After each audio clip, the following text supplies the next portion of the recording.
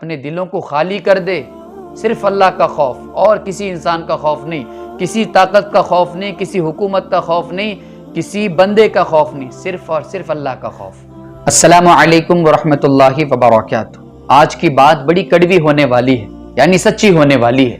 اپنے دل پہ ہاتھ رکھ کر یہ سوچئے ایک مرتبہ اور خود سے پوچھئے کہ اللہ نے مسلمان کو رمضان المبارک کا مہینہ کیوں دیا تھا؟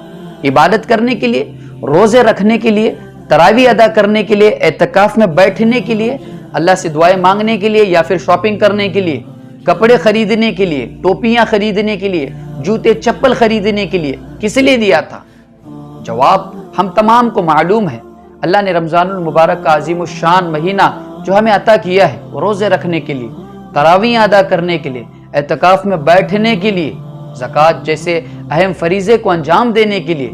یہ تمام اعمال ہمیں پتہ ہے، پھر بھی آج مسلمانوں کی زیادہ آبادی کہاں پہ ہے؟ مسجدوں میں ہے یا پھر بازاروں میں ہے؟ ہم مسلمان مسجدوں میں بیٹھنے کے بجائے رات بھر بازاروں کو آباد کر رہے ہیں۔ ہماری شان و شوکت ہے کہ ہم قرآن پڑھتے، اللہ سے دعائیں مانگتے، اللہ کے سامنے گڑ گڑاتے، ملک کے حالات اللہ کے سامنے رکھتے کہ اے اللہ، مسلمانوں کو پھنسانے کی سازش کی جا رہی ہے، ہر شخص آج مسلمانوں کے خلاف ہے، اے اللہ مسلمانوں کے لیے راستہ کھول دے، مسلمانوں کو پھر سے اقتدار نصیب فرما، اچھے خاصے مسلمانوں کے حکمراں پیدا فرما، پھر سے تیرے دین کو پھیلانے والے لوگ پیدا فرما۔ یہ دعائیں مانگتے، لیکن ہمیں اللہ سے نہ صرف مانگنا ہے بلکہ دشمنی مول لینی ہے۔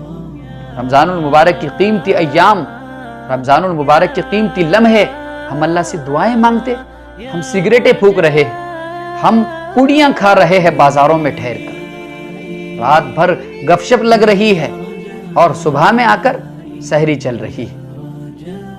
اللہ کے بندو، آپ اللہ کو دھوکہ نہیں دے سکتے ان اعمال سے۔ آخری عشرے کا جو مسلمانوں نے کباڑا بنایا ہوا ہے، میں آج کھل کر بولنا چاہتا ہوں، سراسر ہم نے اس مہینے کی نافرمانی کی ہے۔ اللہ نے جو تحفہ دیا تھا اس تحفے کو ہم نے ٹھکرایا ہے۔ آپ کو کیا لگتا ہے رمضان المبارک کا مہینہ ہر تیسرے چوتھے مہینے کے بعد آ جاتا ہے؟ پورے 11 مہینے انتظار کرنے کے بعد رمضان کا مہینہ ہمارے گھر پہ تشریف لاتا ہے۔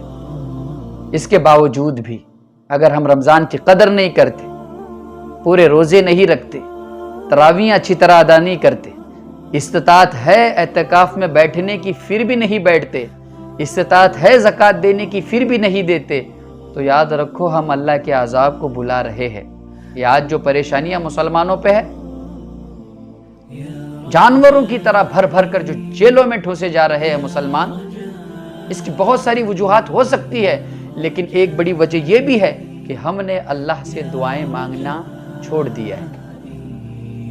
یہ انسانوں کا خوف جو آج دلوں میں بیٹھا ہوا ہے وہ نکل نہیں رہا۔ جب انسانوں کا خوف دلوں میں بیٹھ جاتا ہے تو اللہ نکل جاتا ہے دلوں سے۔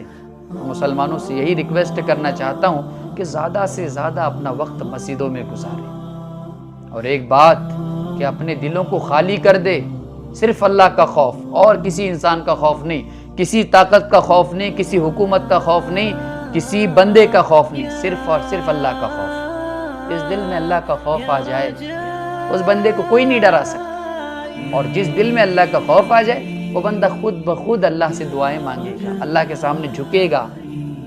اور جس بندے کے دل میں اللہ کا خوف نہ ہو تو اللہ کے علاوہ سارے لوگوں کے سامنے جھکے گا۔ تو آج حالات مسلمانوں کے خلاف، تو ہمیں چاہیے کہ ہم اللہ کو راضی کرتے، ان حالات کو اپنے حق میں بہتر کرتے، لیکن ہماری آبادی کہاں پہ ہے زیادہ؟